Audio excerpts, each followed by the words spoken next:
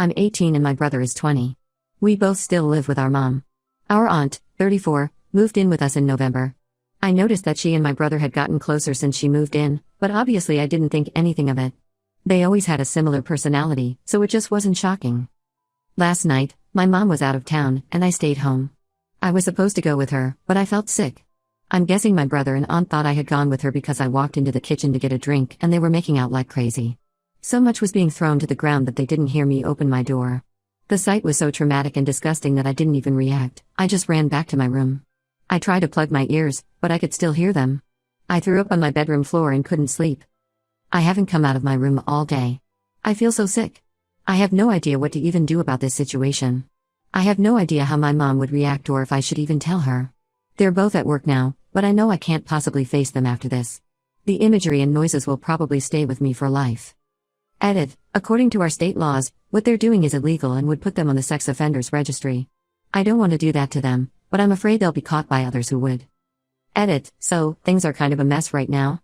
My mom came home, and I greeted her. She could immediately tell something was deeply wrong with me, aside from just being sick.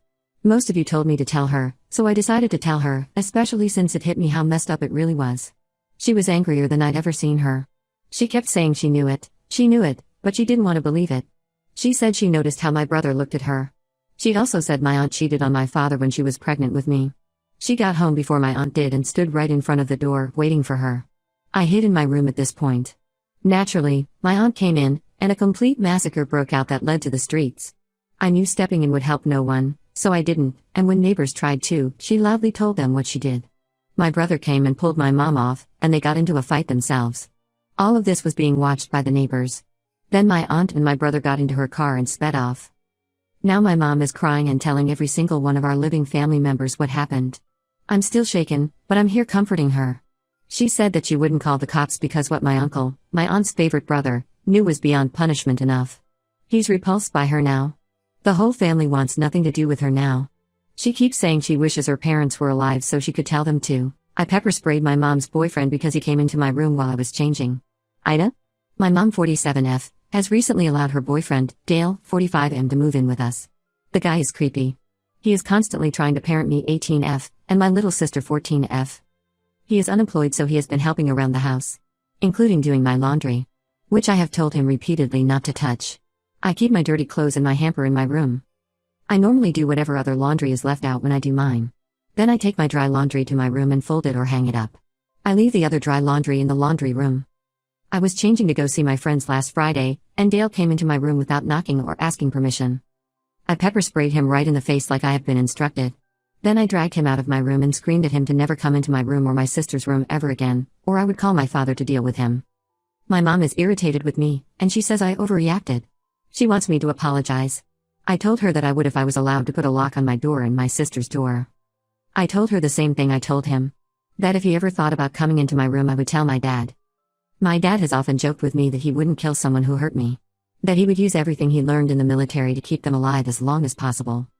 He was never abusive towards my mom or my sister, but he did do time for violent felonies. I'm in a love triangle, and don't know who to pick.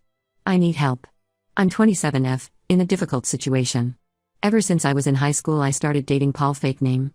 We had a very toxic relationship where he cheated on me, and was emotionally abusive. This lasted until I was 25 when he cheated on me with my cousin. He cheated on me before, but that was the last straw. I spent a year healing and not dating everyone, and then I met Aaron, fake name. Aaron is absolutely the most genuine and nicest person I ever met. He's so sweet, kind, and attentive. But unfortunately we just missed that spark. I've been with him for 7 months and he's treated me like a queen. Recently Paul messaged me. Paul has finally started getting his life together. Everything I wanted for him. When we were together I was supporting him financially, so it's nice to date Aaron who has a good established career. Paul has gotten his GED and is currently trying to do air traffic control, and get certified from there. He has changed for the better and we still have that spark. We are starting to talk and hang out every day. This has impacted my relationship with Aaron, who feels I've been distant. I've been mostly hanging out with Paul instead of Aaron. Today I ended up sleeping with Paul and I feel really guilty. I told Paul the first need space to process things. That we need to stop before I end up hurting Aaron. Paul told me he's serious about wanting to fix things between us. I'm afraid that if I do choose Paul, what if he hasn't changed, and he goes back to his old self? Aaron is a great guy and it would suck to lose him, but Paul seems to be too finally. I'm going to end things with one, but I don't know who yet. Love is hard, I appreciate any advice. Update. I gave my ex a chance and he cheated on me, but there is a positive. I'm extremely sad but proud of myself. The old me would have given him a billion chances, but the first time I saw he was cheating I dumped his ass. Paul can talk a good game but his words never matches his actions. The relationship quickly delved back into our old toxic issues. This entire situation made me realize I didn't appreciate Aaron. The good news is this allows me to be a better partner for Aaron. Sometimes you need to go through something awful before you are ready for something great. I think God wanted to experience this so I can be the partner, future wife, and mother Aaron deserves. Unfortunately, he blocked on everything when I broke up with him to date Paul. Luckily, he became friends with one of my friends and she's throwing her birthday party and did me a solid and invited him. He's coming, I'm going to speak to him there. I'm going to let him know I broke up with Paul and that I'm ready to be the best partner ever. He's also a regular churchgoer, I'm not and one time he asked me if I wanted to go to church with him while we were dating. I will take him up on that offer. But yeah, you guys were right about Paul and I should have listened, now using this as an opportunity to grow as person. I'm not allowing my bratty kids to my house anymore. Ida? My ex and I have been divorced for 3 years and share custody of our children, 5M, and 7F. The kids are with me on Wednesdays and every other weekend, but the ex and I have sometimes switched things around depending on what we have going on and that has worked well for us in the past. There were several factors that ultimately led to our divorce, but a huge thing was that my ex babies to the extreme. Both kids breastfed until age 3, and my oldest was spoon-fed until almost 5 years old. These are just examples, but on a day-to-day basis, there was a lot happening that I just couldn't accept. This past Wednesday I had the kids. I had a date night planned with my fiancée that night as well, and so I got a babysitter. I travel regularly for work and this was the only night this week that we could celebrate fiancée's birthday, but getting a babysitter while I have the kids is not a normal occurrence. 2 hours in, I get a call from the babysitter who is totally overwhelmed because my 5-year-old is on the toilet after going number 2 and refuses to wipe himself. He says he needs mom or dad.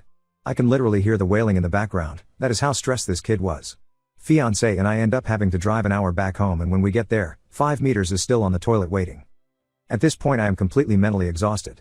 I try to coach him on wiping, and he just will not do it.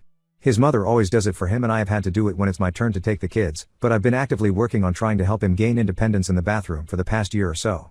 I went through this exact thing with my daughter as well, who thankfully no longer has this issue. The next morning I dropped the kids off at school. I called my ex to let her know that I will not have the kids at my house anymore, for as long as she continues to enable this extremely dependent behavior. She of course flips her shit and says I am a complete asshole. Says I am a bad father who doesn't care about his kids.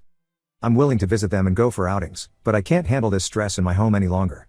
It causes an extreme disruption in normal everyday activities and I am just done.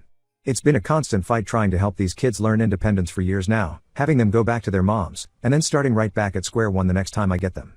Ex says she will be contacting her lawyer for full custody and at this point I'm too exhausted to fight. Ida?